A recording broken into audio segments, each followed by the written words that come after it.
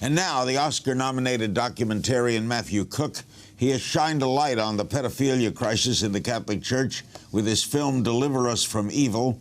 He exposed the cutthroat world of celebrity gossip for HBO's Teenage Paparazzo, and he detailed America's failed war on drugs in the acclaimed film How to Make Money Selling Drugs, featuring 50 Cent, Woody Harrelson, and Susan Sarandon. And now, his new online series is Survivor's Guide to Earth, offering an edgy, serious, and sometimes satirical look at the chilling side of some of America's public policies, including the U.S. prison system, which he calls enormous, barbaric, and ineffective. And Matthew joins us here on set. Survivor's Guide to Earth, inspired by Survivor's Guide to Prison. Susan Sarandon, tell me about this whole process came about.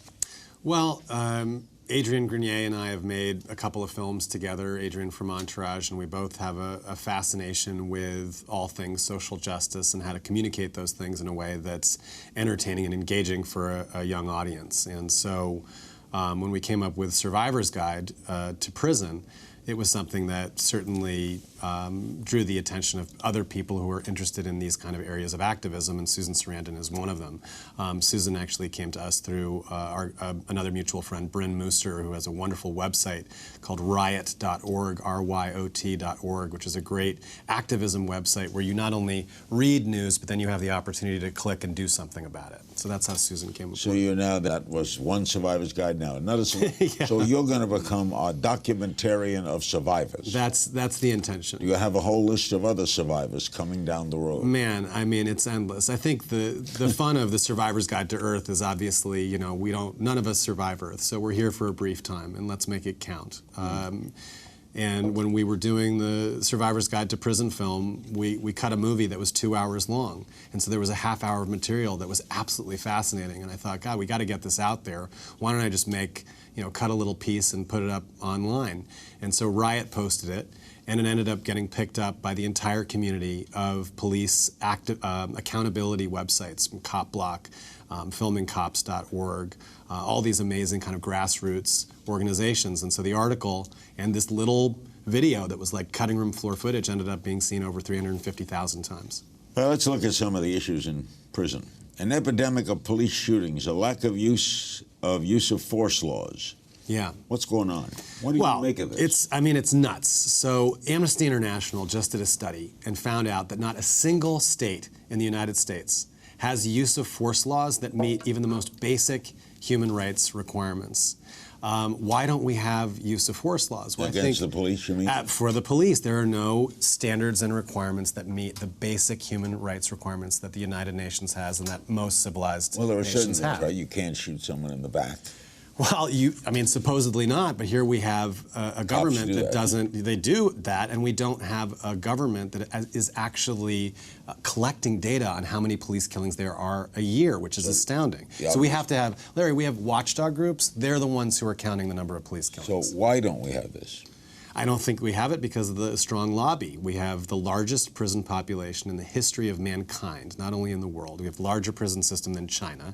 We have more prisoners than we had in the Russian gulags. It's 2.2 million Americans. It's a $55 billion industry.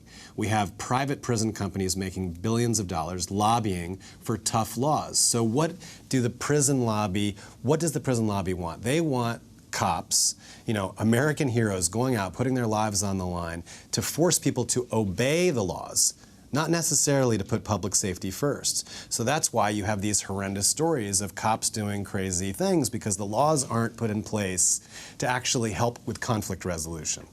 They're there to put people in prison. I told you before we started that Carl Menninger, the famous psychiatrist, said the #1 failure in society is prison. Yes, well, it addresses the most basest instinct that we have as human beings, which is the instinct to revenge. And as we've known for thousands of years, an eye for an eye leaves the whole world blind. We have the largest prison system in the history of the planet, and what are its success rates? Department of Justice statistics, 30 state prisons, nearly 80% of the people who've gone into those state prisons return within 5 years. So what is the system for? It's not keeping us safer. It's not helping communities. It's certainly not healing victims of crime. There's this amazing anecdote of the Oklahoma City bombing, one of the fathers of a young woman, his daughter who had been killed, and he talked about the aftermath of the Boston Marathon and the death penalty. And he said that a year of feeling that revenge and hatred did nothing to help him resolve the feelings of torment that he had. Revenge is something that we instinctually go to, but it doesn't actually work. Yeah. Do you know that there's an article last week in the New Yorker about a Republican legislator in California, went to jail. A very conservative hardliner, went to jail, came out, and is now leading a conservative movement to change the American prison system. Absolutely. And more conservatives are jumping on board. It makes sense. I mean, look, conservatives want a small government, and they don't want to be wasting an incredible amount of tax dollars. You know, NPR did this story about the $1 million block in New York City, where one block had been found to have spent $1 million on incarcerating people. Well, imagine if that million had been used to invest. I mean, that's something a fiscally conservative party member, I would think, would be interested in. You did a video recently telling the story of a 17-year-old kid who was shot 7 times during a traffic stop. Yeah. What did he do? Well, I mean, this was a case of entrapment and a violation of his Fourth Amendment rights. He flashed a cop. The cop was coming toward him. The cop's lights on his car were extremely bright. It was one of maybe these new SUVs. I don't know the details of why the lights on the car were so bright, but Devin Guilford, this 17-year-old kid, flashed his brights. He was the 3rd person that night to flash this cop. And in Michigan, there's, you know, one of a million laws that says you can't flash someone within 500 feet or 300 feet or whatever it is. So he beat him up? Well, Devin refused to give his ID. He said, you know, I was doing you a courtesy and your lights were too bright, and now you're trying to shake me down, you know, essentially. And he was very peaceful. He's actually more peaceful than I'm describing it. And the cop attacked him and pulled him out of the car and put him on the ground and tased him. And Devin freaked out, and he may have tried to defend himself. According to the cop, he tried to defend himself, and the cop shot him 7 times. So we had an execution on the streets of Michigan over headlights.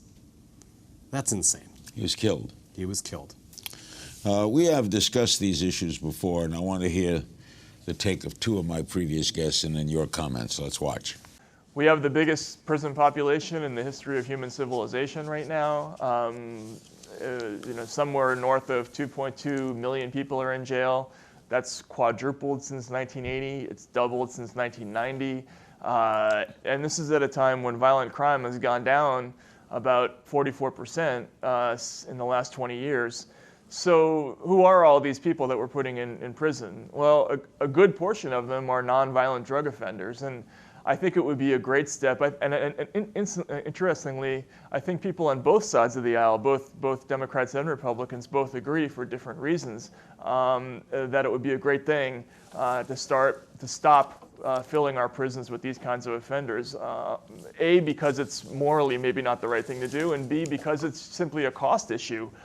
Do we really need to be putting a nonviolent drug offender in jail and spending all that money and having this person come out of jail later unemployable and angry and causing more problems for society? Look at our incarceration rates. We lock up more people in this country than Russia and China combined. Right. Vast majority we're focusing on the lowest income folks, predominantly minorities, African Americans, and Latinos. And when we start to look at that, is that a race issue, Larry? Is that a poverty issue?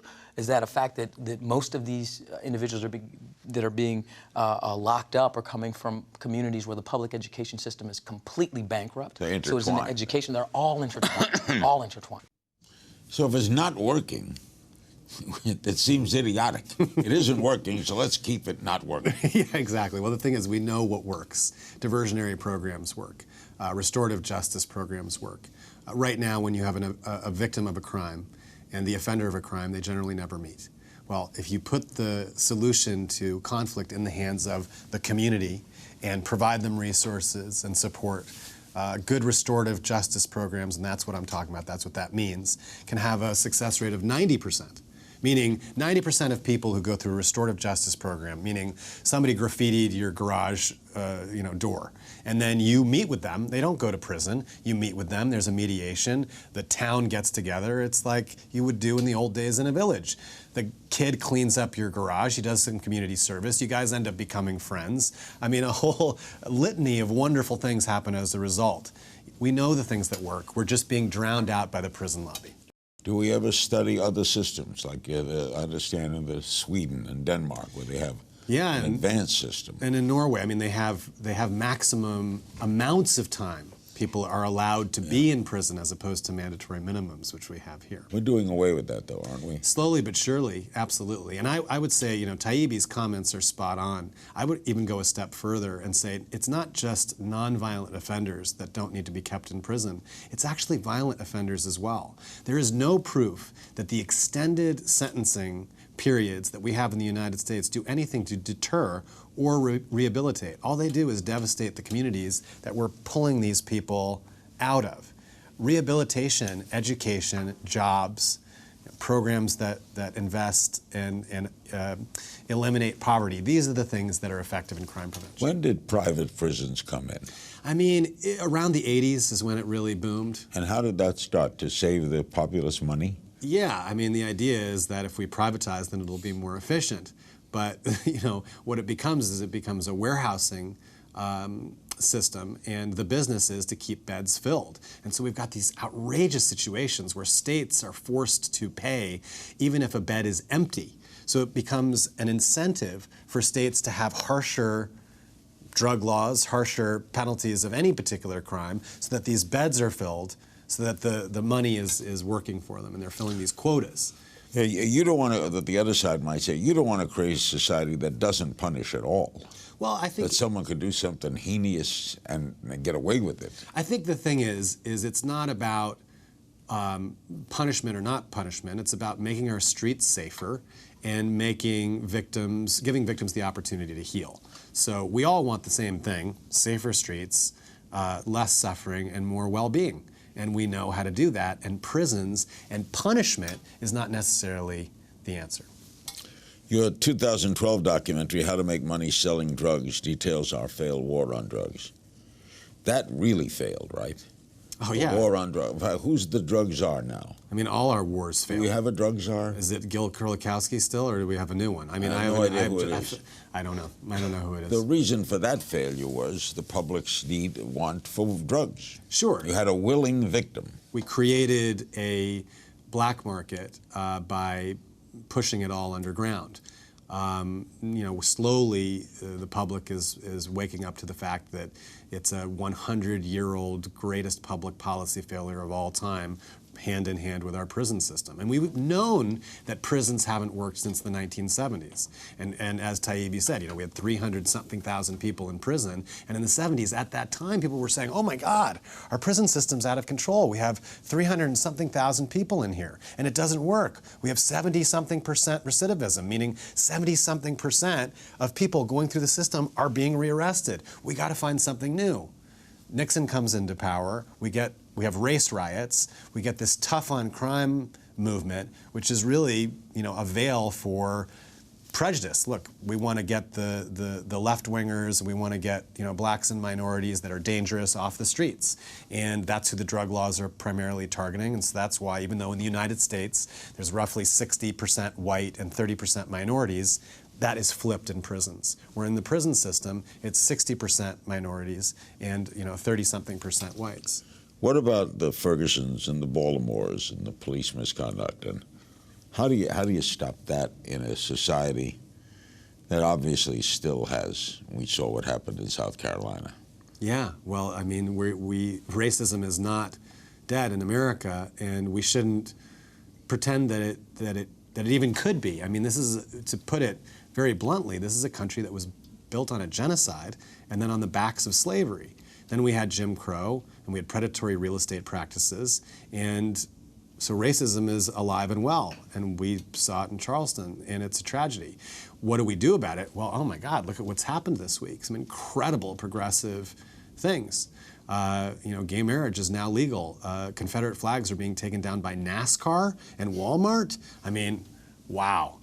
Progress is absolutely possible. You know, there's an Amnesty International petition that people can look up and sign. They can find it on my YouTube channel, youtube.com/Matthew Cooke Official, and you can sign the petition for Amnesty to place use of force laws on police around the country so that they have a protocol. That's not, I'm going to shoot someone in the back who's running away, or I'm not going to physically attack someone in a one-on-one conflict because they refuse to give an ID. When are we going to see Survivor's Guide to Earth? Survivor's Guide to Earth is online. You can start watching it anytime. Okay. So you what hit took the YouTube you to channel. the Earth? Well, look, you know, as I said at the beginning, Larry, our lives are short. You know, none of us are going to survive. So let's make our lives meaningful. Let's leave the place a little better than how we found it. Because we're all just borrowing this, right? We ain't going to be here. We're guests. We're guests, by luck. By luck. How did you get involved in the whole documentary idea business? You know, it was just always something that I was interested in pieces. I loved politics. I love people. I care about people. I want to do something on behalf of those whose voices are drowned out. I also love films and filmmaking, and so documentary was a obvious intersection. You've done a great job. Thank you, Matthew. Thank you. Matthew Cooke, great guest. Look for Survivor's Guide to Earth. It's online everywhere, right? Yeah, youtube.com/Matthew Cooke Official.